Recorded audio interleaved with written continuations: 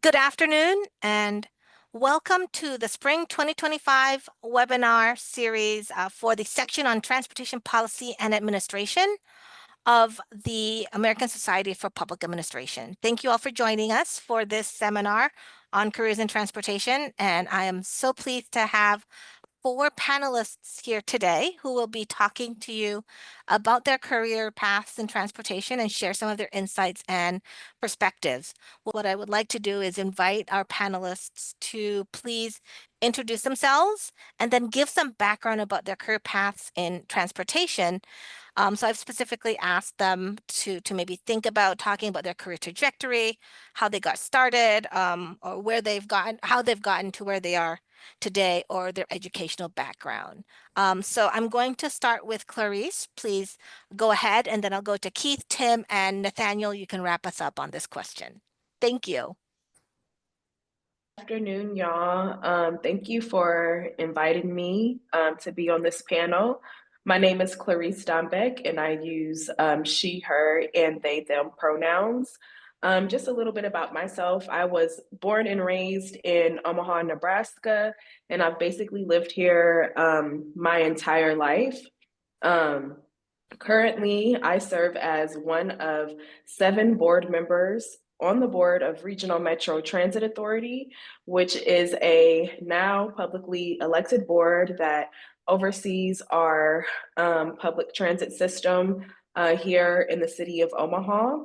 I would say my path as to how I got here is probably a little bit different than some of these other transportation professional folks that are on the call today. So I started off as an intern at a local nonprofit organization.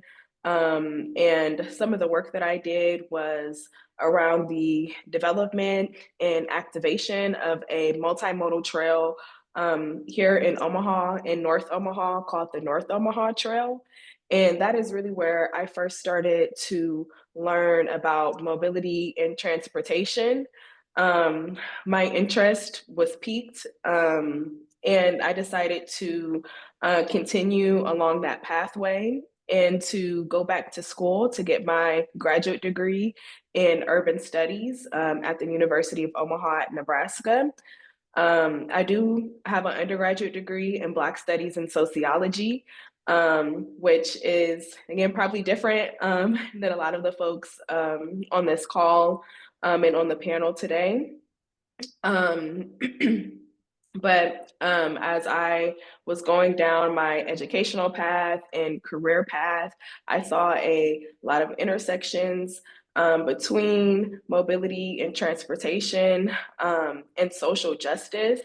And when I learned about the opportunity to be a candidate for Regional Metro Transit Authority, I thought it was a really aligned opportunity, and to be able to take my passion for social justice and my academic experience in working in mobility and transportation, as well as my experience as a community organizer, and bring those 3 together. So I am very new in my career path in transportation. I've been on this board for just a few months now, started in January. But so far I've been learning a lot, not just about transportation and planning, but really a lot about our government and civic engagement. So that's just a little bit about myself, and I will just pass it on to the next panelist.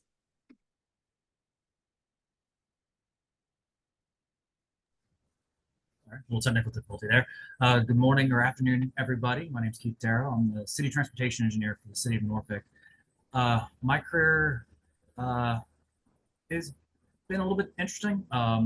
Started out, focusing on civil engineering, wanted to get focused on structures, wanted to do buildings, bridges, that kind of thing.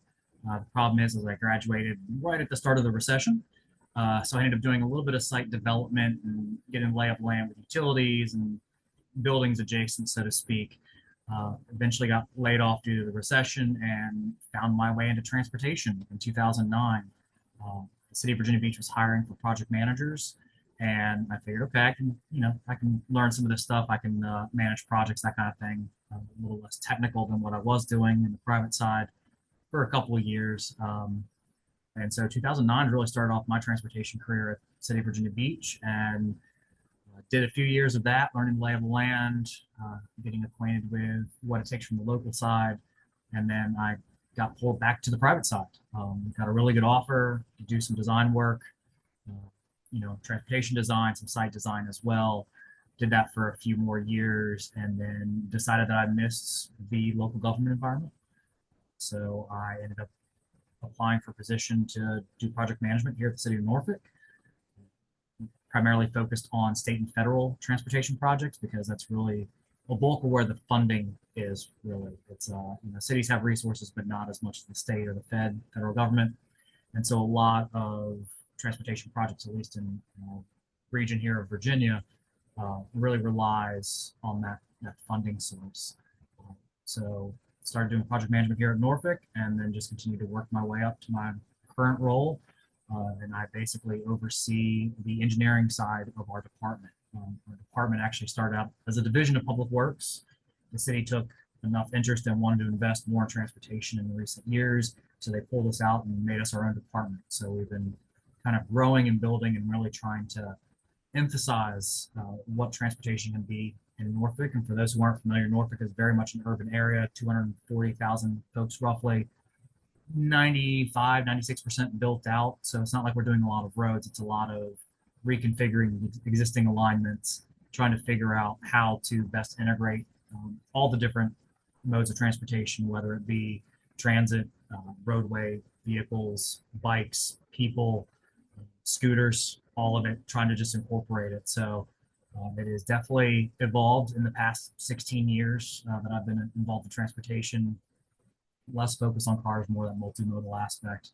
And I oversee our folks who manage those state and federally funded projects. I oversee a small engineering group that focuses purely on neighborhood traffic calming and some of the pedestrian components. And then I have another group that focuses purely on signals and congestion management, trying to make sure all the signals are communicating and coordinated to keep cars and buses and even our light rail here in Norfolk moving. So with that, I have rambled enough, and I'll pass it on. I believe, Tim, you were next. Great. Thanks, Keith. Thanks, everyone. Excited to be here talking to everyone today, and I appreciate it. I usually open these up when I have to do my background and say, I came here by a weird path and probably have the most eclectic background of everyone here, but Clarice beat me, I think, on the front end. My undergrad is also something you probably wouldn't think for transportation. It's in anthropology with a focus on historic archaeology. I did that and then decided that that's not really what I wanted to do. So I got a master's in geography with a focus on political ecology. And then took some time off and went down and did some extension work in coastal Georgia, looking at green infrastructure, a lot of water infrastructure with that, and then kind of fell back on my archaeology when my green infrastructure position was a soft money position. So a grant fell through, and so I moved on to do some archaeology work in a nonprofit in Florida focused on archaeology. And then decided I was just ready to kind of get back in grad school. So I went to do a PhD at the University of Kentucky, and I focused that on I was going in, I was kind of still wanted to kind of stick, my undergrad was at Kansas, focused on like land use in Latin America and very kind of typical geography, and thought I would keep that up at Kentucky. But then I have my transportation story is that I got offered, because we were in the middle of the recession, no funding to go to grad school, except there was a small funding to go to this transportation program and do this seminar. So I sort of backed my way into that, and it's like, okay, sure, that's a good way to pay the graduate school bills. And it turned to find out like transportation sort of gets in your blood, and then you love it. So I went to that, and I finished up my geography PhD in economic and urban geography, but also worked close to full time for about 5 years at the Kentucky Transportation Center, doing work there on projects. One went to Missouri State, tried the faculty route because I was like, I'm gonna do faculty stuff, and taught transportation planning classes and land use planning classes and economic geography classes. And then after 2 years, I realized maybe I had really missed doing the project work full time. So I moved back to the Southeast, kind of worked closer to where my family was at. So, and came in the Raleigh market. Spent a couple years as a consultant with WSP, and I did a lot of environmental planning, NEPA documentation, some transit planning, just a little bit of everything. Then took sort of a really different jump that it turned out to be more different than I thought. We're here in Research Triangle Park here in North Carolina, and the park is actually the largest research park in the country, with I think something like 65,000 jobs located, people coming and going, and they were looking to build a kind of get a transit system going. So I took a position over there and spent a little time there, focused on the transit part of it. Little did I know that at the time that I also would be the whole like planning director of Research Triangle Park, and end up doing stuff like all the recreational fields, all the landscaping decisions on the properties and the right of ways, and everything in between. So arbitrating at times when things got escalated, who got which companies got access to the softball fields, or which groups and stuff. And so I did that for a bit. That was an amazing learning experience because I got to sit on some of the as a technical advisory committee of two of the local metropolitan planning organizations, and also spent time administering a service district for Wake County and Durham County that funds RTP and sort of those sort of like transportation elements and landscaping elements and things like that, the infrastructure there. So that was an amazing experience. Then I kind of made a switch to DOT, and I went to the North Carolina Department of Transportation, where I was a staff engineer for their transportation planning division. There I administered the Rural Planning Organization program, the RPO program. For those of you who aren't familiar, there's a metropolitan planning program, which is a federally designated program for urban areas of a certain size. Most of that, while working through the local state DOTs, is kind of federal funding connected. Rural planning organizations was a direction that there was kind of talk of going in the future. I guess probably back in, if I remember correctly, the early 90s. So North Carolina wanted to jump ahead of that with their rural areas, and they established a rural planning program. And so the whole state is now covered by a metropolitan planning program or a rural planning program. And those RPOs are actually state maintained. So we had to get in. My role there was to go back and revamp all their guidance to make sure all the policies aligned and were updated and kind of fit what was going on in the department and the funding streams and the goals and the way we prioritize projects in North Carolina. And so I led that for a bit. And then I sort of, I guess, came back home to the quasi academy. So now I'm at North Carolina State University at their at ITRI, the Institute for Transportation Research and Education. I'm a senior research scholar. My current role is to build kind of a focus on, I've been here for 3 years now, I've been building a focus on resilient and sustainable transportation infrastructure. So we have an NCDOT Center of Excellence, the NC Sure Infrastructure Center that I'm the director of. We're reaching out, we're trying to do different things, whether it's vulnerability and assessments, ways to prepare infrastructure to be more storm resistant. How do communities recover from disasters? We're taking a broad umbrella approach to that. And so I'm a little scattershot all over the place there, but that's kind of my background. So I'll pass it over to Nathaniel for the next version there.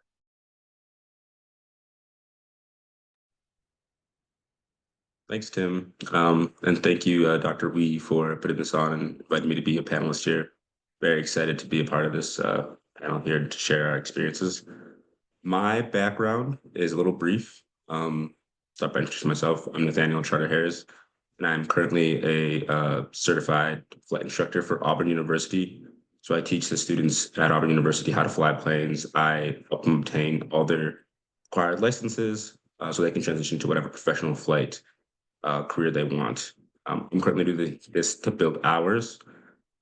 Just a quick background on that is if you want to become a airline pilot, you need to obtain either 1,500 hours to 1,000 hours, 1,000 hours, 1,500 hours, depending on what degrees you do and backgrounds you have to obtain that. So I'm currently in the process of building my flight time now to move on to the next step to become an airline pilot. That's my goal. How I got into that background is I'm a first generation American. So I spent a lot of time as a child flying back between different places where my parents grew up. And I was always fascinated by aviation and aircraft of that kind of nature.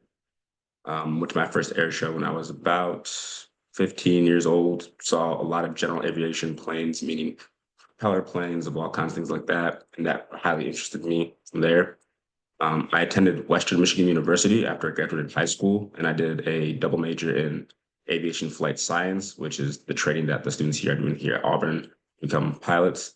And it was not lost on me saying that there's a lot of different medical things that could potentially go wrong. So I did a second major of aviation management because I wanted to stay around planes, kind of the airport operations and that kind of background allows you to do different avenues. As you can see from the wide range of our co-panelists here, you don't need just an aviation background to get into transportation or transportation degrees to be here. And just like my co-panelist here, during COVID, there was a downturn, a slight recession there. So I was fortunate enough to apply for a fellowship, and I did my master's in business administration with focus on international relations, also at Western Michigan University in 2021, and I graduated with that 2023. And after I had my time, the industry was slightly recovering still, but Western Michigan actually was not hiring flight instructors there. So I did all my time there up in Michigan. So I made the big jump and I moved down to the University of Auburn University.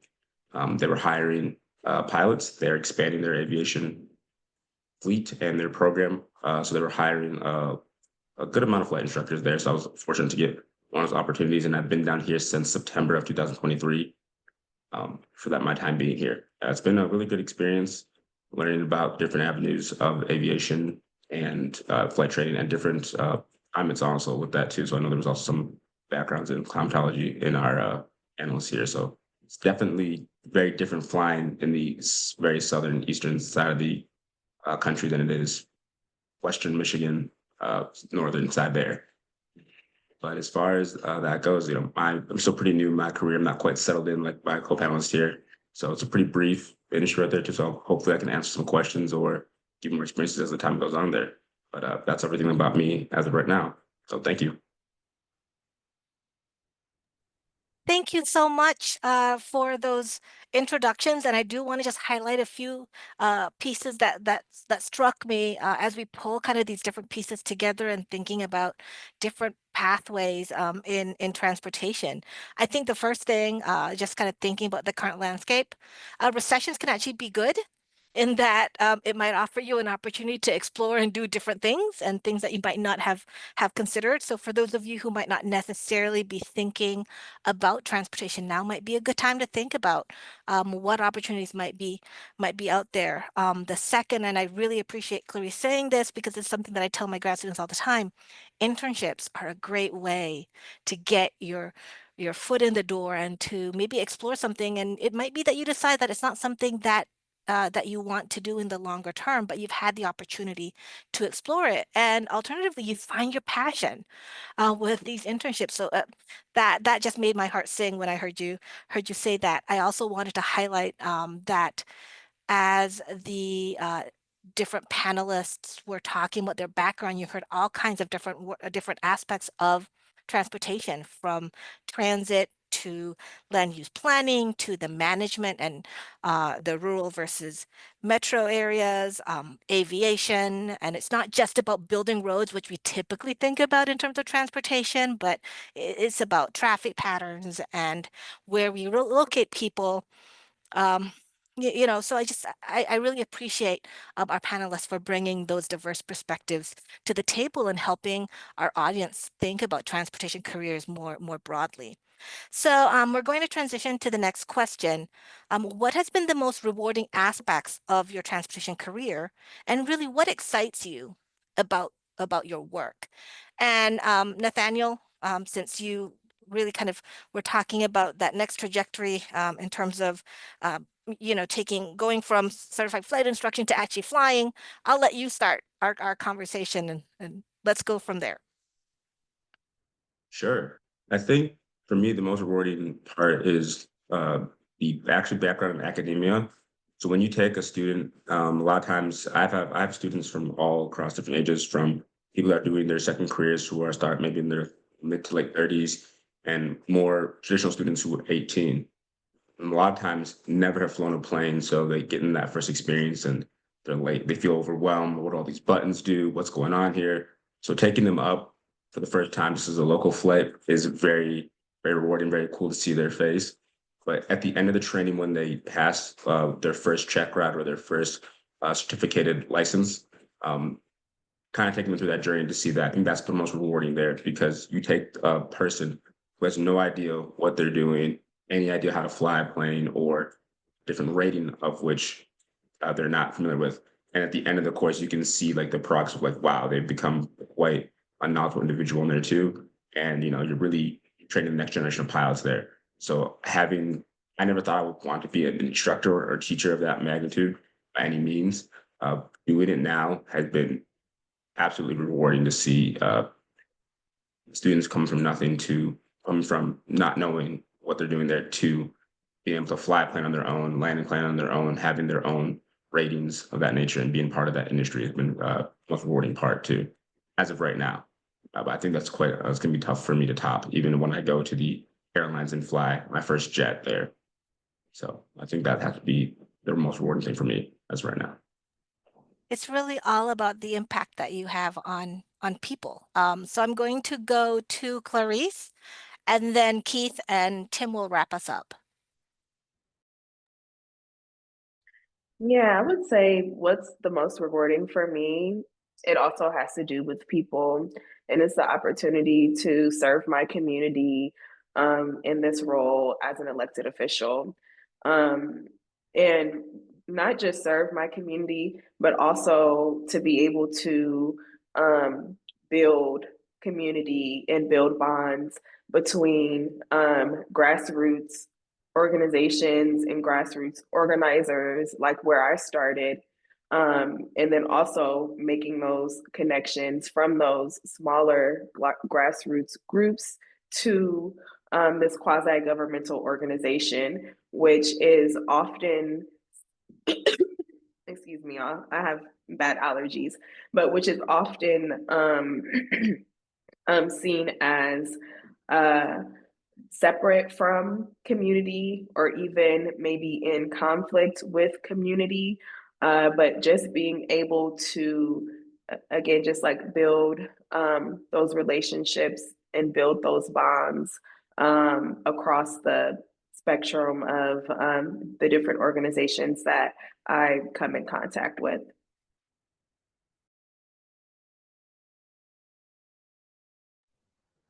This is where my engineer side's going to come out. It's being able to see things get done, being able to see a new sidewalk or a new ramp or even a new signal go up, and seeing the traffic flow better, seeing things move through the city a little bit easier. There's definitely a people component to it, and as you get more involved in the city aspect of things, and even the transportation career in general over the past 16 years for me, I've seen it move more towards the people. So that is definitely a component. I don't want to shortchange that by any stretch, but for me, it's definitely seeing things get done, seeing things improve throughout the city. We're very much an older city here in Norfolk. There's a lot of outdated stuff, a lot of stuff that does not meet current standards. So being able to advocate for it, come up with the concept, realize what I need to get done, find the funding for it, which is always the challenge, and then actually getting it executed with our staff and our consultants, and contractors, and all the people that it takes to get it done. I'd say that for me is the most rewarding part, is seeing all that stuff improve and move things better. That definitely sounds like the project management is what really kind of gets you going. And I can definitely see from start to finish, that sense of reward from getting it all through Yeah. all of the different obstacles and finally getting it implemented and in place. Yeah, no project is an easy one. Even if you think, oh, we're just replacing a signal or putting a sidewalk here at this spot, there's so much more that goes into it. Stuff we see, stuff we don't see, above ground, underground utilities. traffic mitigation. People were impacting, the buses were impacting from the routing, making sure we're not slowing their routes down. The development or the local business that we might be impacting because their entrance might be blocked. There's a lot more components to it than just the technical side of stuff, and a lot of things you have to consider managing this project. So, thank you, Tim. Thanks, Keith. Yeah, I'll share that a little bit. Like that. Agree with seeing projects done is very exciting. I did a complete streets project when I was at WSP, and it's actually the road that's right in front of my office now. So even though there's only small elements of that larger project, it's always fun to drive through and see like the crosswalks and the improvements that were part of that plan. It kind of makes me feel good to even see those small bits. And I think it is for me also like the impacts on people and the completed projects in the different forms. I think as a planner, and certainly kind of in the type of work I'm doing now that's more applied research, I think that I get to see less infrastructure being built and more have to trust that like the analysis I'm doing and the policy and the guidelines that are coming out of part of my reports and the tools are helping other people do those types of things in meaningful ways.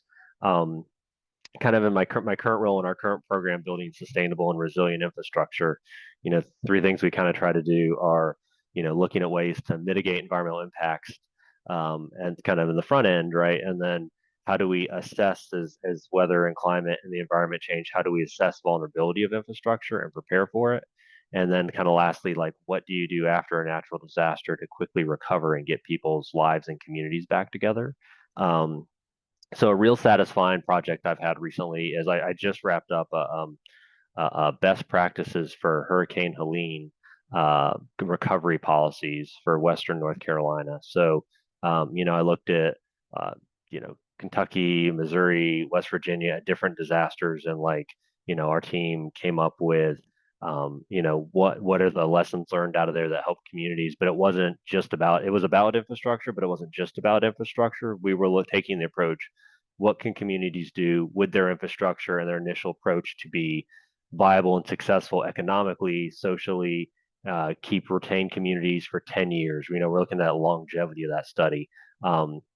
And that was very satisfying to do because it does feel like something that can grow and live on as disasters keep coming and can support currently the people in Western North Carolina that are in the process of recovering and trying to keep vibrant communities. And that initial, what do you do in those first few months to make sure life's livable so you don't lose too much population or too much economic stability, has been really gratifying. And it's sort of those things that maybe don't come along too often to feel good. I've got people already kind of like in state agencies presenting those results in different meetings and thinking over how to implement those, which makes you feel good. It makes you feel like your work is impactful, because I think even though it's hard to say and unfortunate to say, I'm very aware that some of my great plans, some of my great work, just like people are excited about it and then it sits on shelves and nothing ever comes of it. So I think when you do have those wins, it feels good because sometimes I'm always amazed. I'll run into planners in a city that have been in one or two cities for 25 years, and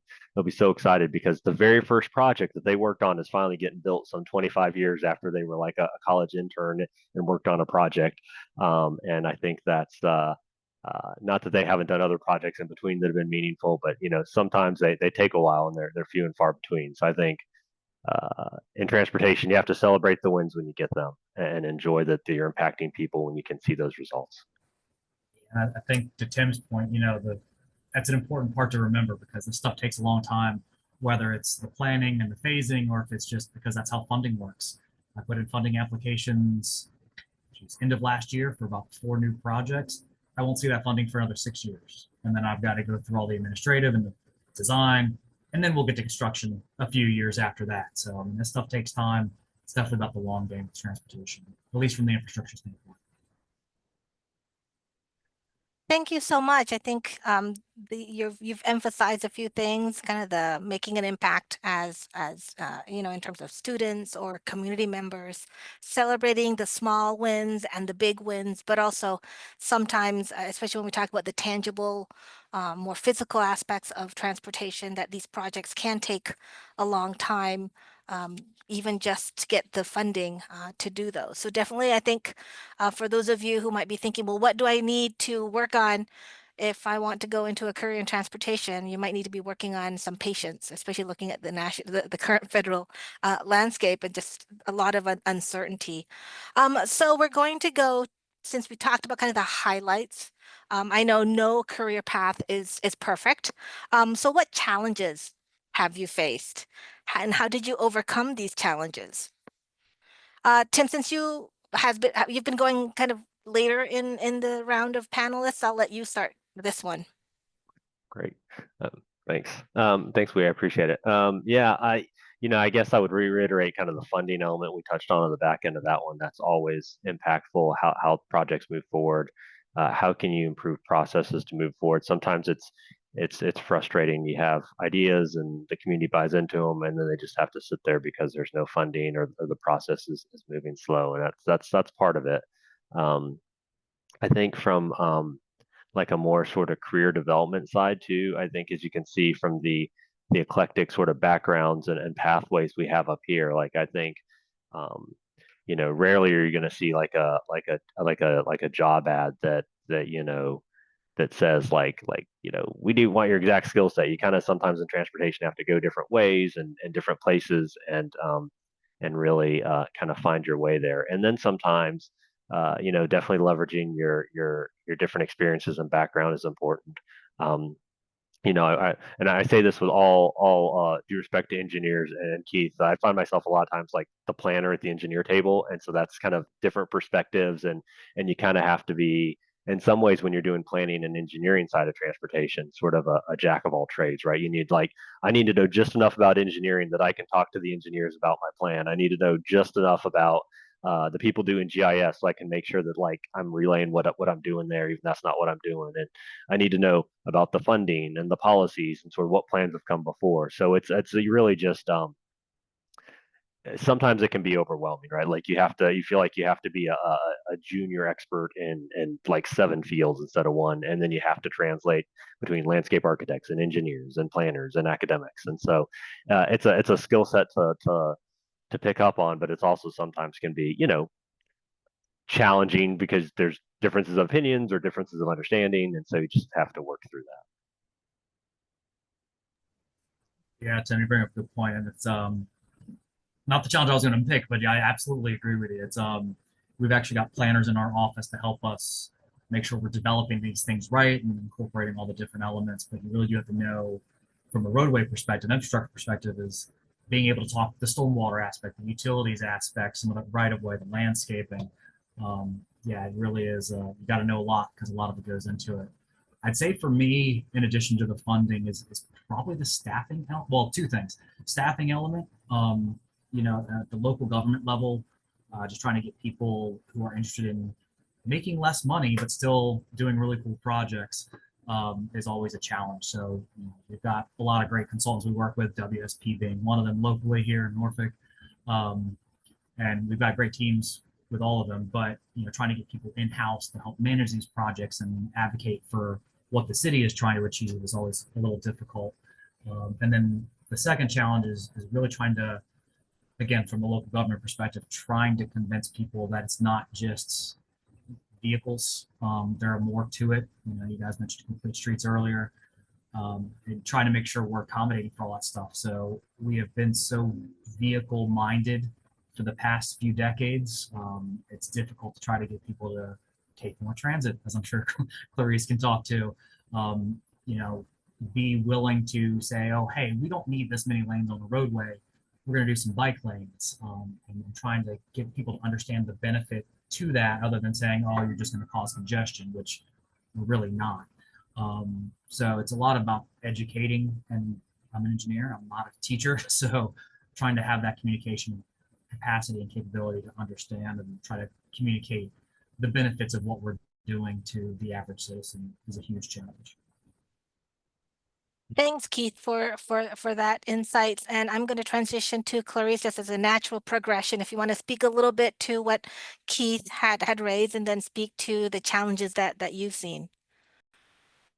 Yeah, for sure. Like Keith was saying, we live in a, car-centric society where, for decades now, our communities and neighborhoods have been built around the value or, ideology of, there being a two-car garage for every home. At least that's the case here in Omaha, this, landlocked Midwestern city with a lot of suburbs. So really trying to, slowly sort of plant the seeds of changing these car-centric ideas and culture to more so one that is multimodal. And just to sort of like illustrate an example of that, there was a pilot program for a bike lane that happened here in Omaha. And the only way that we got this bike lane was because of philanthropy. And it's even strange to think that we even need to have a pilot for a bike lane. It's like bike lanes have been being built in cities and across the world for decades now. So we know that bike lanes work, that people will use them.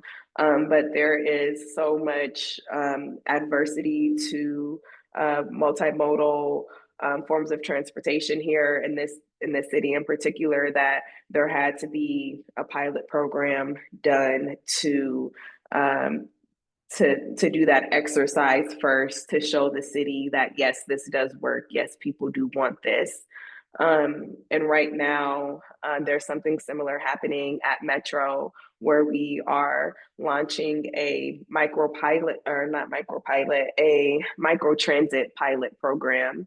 And again, this is something that has been happening in cities across the United States for years. I remember I was 18 years old, so I don't know, 15 or so years ago. And my sister was living in Aventura, Florida at the time, which is a suburb of Miami, Florida. And there was actually a microtransit program that was there already that took folks from the suburbs in little vans and shuttles to like the Publix in Aventura Mall and these other areas where people would then be able to connect to the larger transit system. And to both Tim and Keith's point about funding, this project here, the microtransit pilot program, is also being funded through philanthropy. So there is a lot of challenges when it comes to funding, when it comes to attitudes about public transit and multimodal transportation. And then on a personal level too, if I can get very personal, I am a younger Black woman who you would not typically see in this sort of role or along this sort of career trajectory. So there are personal challenges when I am trying to, sort of like elbow my way into these different spaces and inviting myself to meetings about our new, streetcar and other projects that are happening throughout the city. So there are those personal challenges within my career as well. All right, Nathaniel, you can fly us home on this question. Thank you. Jeff, just to kind of give some more validation to Clarice there. I grew up in Metro Detroit, and my dad was a mechanical engineer for Ford Motor Company for 30 years. And if anybody's familiar with Detroit, our public transportation system is almost non-existent. And that's because, like, obviously the car industry, especially when I grew up there too, was the employer of almost the entire state, certainly southeastern Detroit there, southeastern Michigan, I should say. And I can definitely see the challenge it presents. The two-car garages there too. That was kind of like the ideal model. And to go into visiting different cities, I really saw the need for public transportation. Obviously, being being a pilot, trying to go in there too, how important it is just to get to the airport. I have friends that live in the suburbs, and there is no train that goes to Detroit Metro Airport. So you are spending money, gas money, cars, parking fees, efficiency just to get to your place where you take a public transportation system somewhere across the nation. So the need for that is not lost on me. And you guys can continue to do good work there. I know that bureaucracy can be slow and a lot of different politics backgrounds can be challenging to do your guys' job, but it's very important and it's inevitable to keep a more efficient society going like that too. So I just wanted to say that listening to the three of my panelists speak there. As far as my challenges go, aviation and flight training is incredibly expensive. And when you go into, so what I tell people is that my parents and I, fortunately, my parents were able to help me a lot with my schooling. In case that is not the case for everybody, but you pay for the tuition at the school and then you pay for the flight labs. So you're paying almost two tuitions there. Just be completely transparent. Western Michigan was probably about $15,000 to $20,000 a year, and flight training from my private pilot, the end of my career, is probably around $120,000 of just of cost there. So you use definitely loans, or if your parents have it like that, or you have it like that, congratulations, you're one of the lucky few. But loans, scholarships were huge. I'm trying to kind of balance how you finish one school and the next one there too. So when students come to me or when I talk to prospective students and their parents, I let them know the cost of flight training. I basically tell them that you're going to be in grad school day one on top of undergrad. You're going to be paying grad school fees. You're going to be paying tuition fees and everything in between that of just day-to-day cost. So I think that was my first challenge from there. How I overcame that. One, pure luck with having parents that were able to afford loans, parent loans, my own loans, federal loans from that sense. Two is scholarships. Cruz talked about communities. There's a lot of aviation support groups out there for flight training. If you go look, there's OBAP, which is Organization of Black Aerospace Professionals. Anybody can join any these organizations I'm about to name, but there's NGPA, which is the LGBTQ aviation community. There's Women in Aviation. There's Sisters of the Sky. There's IOPA. There's a lot of different support groups there for pilots of all different levels, corporate to your student pilot, airline pilots, and cargo pilot, all pilots of any kind, helo, helicopters, all that stuff. And so I think that was the first thing, was definitely financial. I think that's a barrier that people see, and it's I have no idea how to do that or even tackle that issue. The second issue, I think, is while the flight training and aviation, I feel like there's a lot of similarities between the personalities of aviation students and engineering students. I think it's not a huge emphasis on social backgrounds and social skills between people, because such a technical degree that I would never compare my intelligence to an engineer themselves, though I've seen their math homework. I respect what they do. But then when you're inside the plane, inside the flight deck, you have to have very good interpersonal communication skills. And there's a lot of different generations, different backgrounds there. And that can be very challenging when you're working with an instructor or a student. We have international students. We have students from different socioeconomic backgrounds and just different, obviously, all these different diverse groups. And being able to see them for who they are and communicate with them effectively can be a challenge. And I'll go back to that same community there, joining those different pathway groups, Women in Aviation, OBAP, NGPA, Latino Pilot Association, Asian Pilot Association.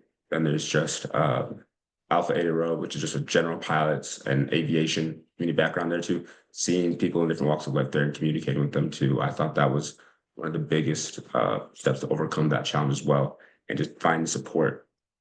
I was a first generation American. I'm a first generation pilot person there too. I went to school whose parents and grandparents flew for American and Delta, where they were pilots in the military. I didn't even know what I didn't know. So being in those backgrounds, seeing people who have a leg up on you was huge. And putting yourself in those backgrounds and kind of taking that step forward and seeing where everybody's at and learning from different experiences that you don't have. So I think that was some of the challenges that I faced, and I think those are some of the ways that you can overcome them as well. Thank you. Thank you so much for all of those insights. Just a few. I think we're already getting into the next question, and Nathaniel has already talked about a little bit about how even technical skills in transportation require soft skills, communication skills, and social skills. So that's a really good lead in to our next question about specific skills that have been beneficial for your career, and how would you recommend students and others develop these skills? Are there specific training that has helped you, or specific courses? And Nathaniel pointed to some professional organizations that could be a way for you to develop your networks and your skills. So I'm going to let Keith lead us off, and then go from there. Thank you, Dr. Asa. Yeah, I mean, I think we've all four of us have said it enough today. Communication and just making sure we are relating things to people so that they understand it. Being able to communicate that, whether it's written or verbal or in a presentation, is incredibly important. Being able to educate folks who may not have that technical level, whether it's flying or designing roads or even planning environmental and operating buses. Being able to communicate that not only among your peers, but also to folks who have no idea what it is you do. And being able to explain that in a way that they grasp, and making sure that you can convince them that what you're doing is the right thing, and that will benefit them, making sure that they understand that benefit. As far as how I got those skills, I am still learning them every day. Being able to be involved in all sorts of different types of projects. Tim mentioned earlier being kind of a jack of all trades. If you want to be a subject matter expert and have your niche, that is absolutely a great thing to do. But if you want to keep progressing forward and being able to support all of those teams, learning that jack of all trades, being able to understand a little bit of everything so you communicate that.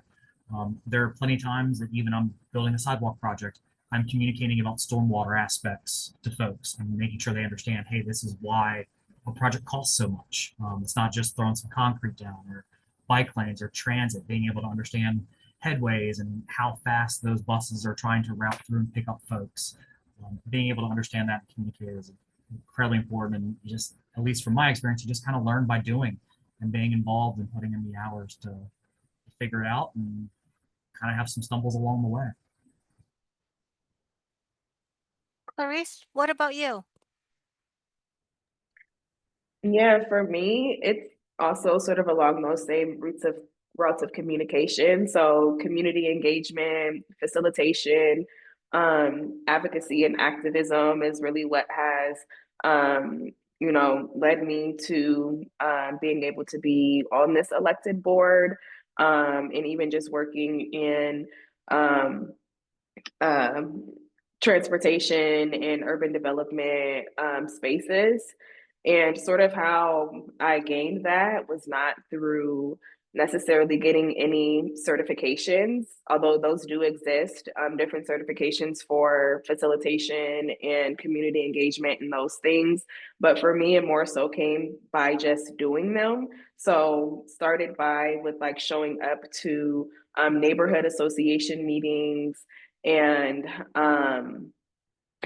workshops and things that were being hosted by the city or MAPA, which is our metropolitan planning agency, and just starting to learn there. And then taking, what I observed and what I learned in those spaces, and then starting to, actually show up and speak at city council and at different board meetings. So just building that skill by doing it is what really worked best for me. And then once folks saw that I was doing it enough, and then I was doing it, I would say well enough, is when I started being offered, more opportunities, paid opportunities, contracting opportunities, both in the private and sort of like public spaces. Tim, if you want to round us out, and then Nathaniel will take us home. Okay, great. Thanks. Yeah, I think it's important at this, in these transportation space, like we all have our own thing, right? We all have our own backgrounds and what we're coming from. So I don't know there's one set of courses. I mean, I think in retrospect, I look back and say, oh, I wish I'd have taken, more GIS courses. I wish I would have taken, some kind of like crash course in engineering or something like that. But I think, we all come with our strengths. So I think to me, the biggest three things are kind of to leverage the experience and the background you have, because that's important. You bring something unique to the table. Keep up the old skill sets, because you never know when they're going to come back, and so use those. And then just be ready to sort of learn other disciplines and have conversations with folks and get different perspectives as you interact with different professionals. But as Clarice said as well, right? Like transportation is a lot about community engagement and making sure you're doing it the right way. And so those are always learning opportunities to engage and be in the community. It's good opportunities to bring different disciplines together. So it's just really about learning and listening in a lot of ways. I would also say, I think something that maybe sometimes I've noticed surprises people in their careers maybe is that as you progress and get further in your career, you make a transition. So a lot of times you'll come in as the technical expert because you're straight out of college, straight out of a grad program, you know the latest and cutting edge, because that's kind of how that works. The rest of us who are like me and like in closing in on 20 years, we are not always the cutting edge, even if we work at a research center, right? So someone's going to be better at you at GIS or modeling or know the latest and greatest. So I think you come in as a technical expert a lot of times, you work your way up, you're building those networks, you're doing that learning. And then at some point, you kind of almost have to make that switch to like that project manager hat, that strategic thinking. So as you get later in your career and you're promoting up, it's kind of less about being the technical expert and being able to communicate to the technical expert what you think you need and listen back to say what they think, you need, and having those conversations and being able to do budgets and being able to strategically plan your approaches and your policies. And I think it's good to think about that early, because I have seen people that really get caught flat-footed and they sort of hit a ceiling and they're not really thinking about taking that next step. And I think a lot of times in transportation, that progression is from technical expert to project manager, strategic thinker, and kind of, maybe thinking more of, especially, like the business side, whether it's a consulting firm or even in public sector, the side of public accounting and business. And it's good to think about those early and start learning those things from peers and mentors early. Nathaniel. Thank you. I agree with what everybody said so far. Tim and Keith, is what comes to mind. There's not exactly specific courses maybe for them. Although when I went into college, I was really excited to do the exact course that I wanted to take, and I was not a big fan of general courses that I had to take. Looking back on those, I found how important those were, because if I only did aviation background and just that, there's a lot of skills that I probably wouldn't have developed or seen different communities, different peoples and how they think, who I'm gonna be working with, and in public sector that too, and how important all those general ed classes were, even if they didn't directly impact flying a plane or weather or my exact degree. The social aspect of that's going to stay with me forever, and it's going to be constant development for that too. So being outgoing, I think, or challenging yourself to be outgoing. Not everybody is probably just an extrovert or things of that nature. But taking a small step, if you're in school, go to some meetings here and there, spending some time in the community that's over there too. Just going to a social event or not doing anything fully committing there too. But I think that is really good, small and important step to develop some of those skills for communicating effectively, and then I think more strategic skills. For my specific degree, we had a CRM class, crew resource management, where we spent time in a simulator jet where we had to work different problems, different situations at hand, and work as a team in tandem for that nature. And then in my business courses and both undergrad and graduate courses, project management classes and group projects, which I very much despise because I kind of like working on my own, but working with people because just like all my professors said, and Clarice and Keith and Tim can all tell you that you're never working alone on these projects at all. And you're going to face some challenges from everybody who are on your team, and you need to find a way to make it work. So at the end of the day, it doesn't really matter what challenge are there. It's like, can we get this done for the greater good? So really taking those things seriously as well. On top of those communities, going out and seeing those other interactions with community organizations as well. I think that's some of the skills that some of the things that can help you develop those skill sets that are important in transportation in my experience as well. Well, thank you to all of our panelists for their insights and their perspectives and some of their advice about, learning by doing. And while you might not appreciate the general education material right now, as we think about that transition in your career, they can become very valuable and very important later down the road. So I do want to thank our panelists for joining us, thank our audience for being here. And like, I think, I can't remember who said it, you don't know what you don't know. So by being here, this is the first start in learning about kind of those opportunities, and continue to learn every day. Thank you so much. And I hope you guys have a great Friday.